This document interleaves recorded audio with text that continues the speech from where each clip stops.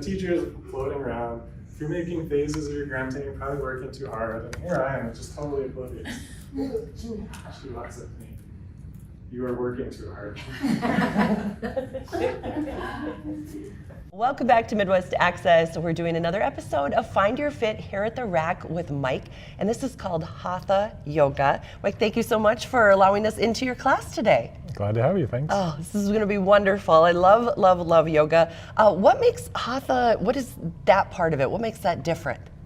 Yeah, yoga is pretty vast and broad, a lot of different approaches to it. What we try to do is find the sweet spot where it's somewhat relaxing, but we're not going to be falling asleep. On the other hand, we're not going to be sweating and super athletic in this class. It's somewhere in the middle. You could sneak out for lunch and get right back to work without having to worry about taking a shower. Perfect. I like that. So there's a saying that if you can breathe, you can do yoga, and that's absolutely true. There are ways to customize the practice and make it work for you.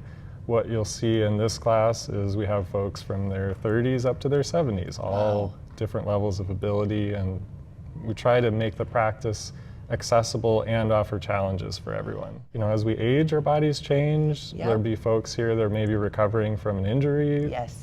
So we try to offer something for everyone. Nice, nice. And so if I can ask, what led you to teach Hatha Yoga? Speaking of recovering from injury, when I was about 30, I had been running for way too long and my knees were done with the running. No, oh boy. I just kind of stumbled onto a yoga class and wanted more and more, and before I knew it, I was just feeling a strong urge to share the practice with people. Wow. So I've been teaching for a while now. That's awesome. So it became something that you were really passionate about, helped you through that injury. Yeah, it's tough when you lose something though, as far as workout wise that you love. You know, I'm sure that was kind of a hard transition. If you were running enough to hurt your knees by 30, you were enjoying that. I was, and in truth, there were probably 5 years between the running and coming into yoga. So not only were my knees bothering me, but a desk job just had a lot of problems with my back and shoulders. I wasn't sleeping well, and this practice really just helped me heal and fix up a lot of that stuff. It's really good to hear too that even, you know, to look at you now, someone like you who is teaching yoga, healthy, to think that you had a period of your life where you were like struggling a little bit too. Absolutely. No, the thing that irritates me most is when people say, I can't do yoga, I'm too stiff or inflexible. It's like, that's why you come to class, is to facilitate some improvement to those things.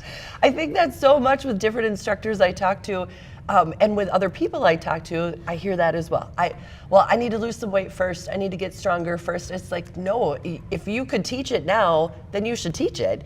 The rest of us are just practicing and learning how to get better and improving. And that never ends. No.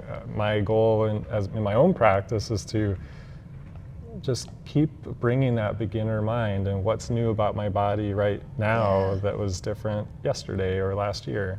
Oh, that's so true. And you know, we've been talking about this a lot lately too, that our bodies tell us all the time what we need. We just don't like to listen very often. That's exactly right. We only listen to the little part of the brain that says, go buy chips and salsa, but not to all the other things that are telling you this needs to be worked on so you will feel better. Like you said, you're going to sleep better, depending on your job. You know, a lot of people that work at Mayo here, a lot of you know, surgeons and people doing desk jobs, and you just get that back, you know, all those back issues. Yeah, so, absolutely. And it's funny you talk about listening to your own voice and what your body's telling you. That is what I personally, and I've experienced in most yoga classes, is like, that's the difference between step aerobics and yoga, is we're going to say, how are you feeling?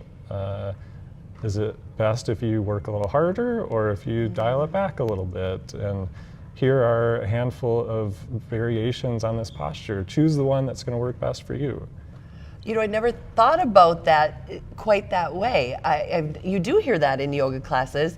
They're talking about feeling your body, where, like you said, some other classes, it's like ignore everything your body's telling you and push through. Very, very interesting. Well, this is all about connecting people, hoping to bring people into maybe something that they hadn't thought would work for them.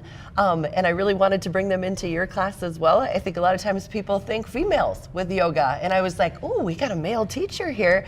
Let's check this out. Yeah. So thank you so much, Mike. I'm glad to have you. Yeah. We'll be back with more Midwest Access after this.